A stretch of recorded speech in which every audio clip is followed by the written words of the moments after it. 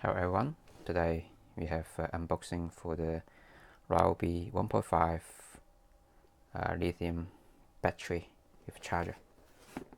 It's very small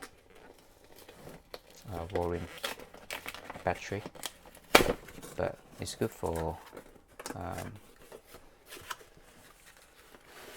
to come with other things like very if you just do IKEA assembly, you probably don't want a 4.0 battery in your tube because it's going to be quite heavy.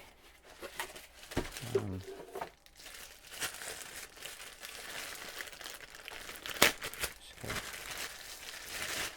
here we go, that's the battery.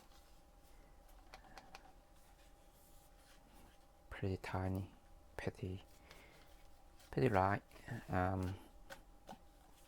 still feels solid. It's that, and then some of the warranty stuff. I think every battery got its series number, something in here, so you can register it in their website, and then you know how much warranty you still have.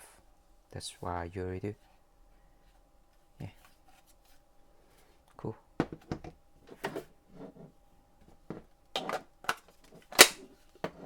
Good. That's for charger. Cool.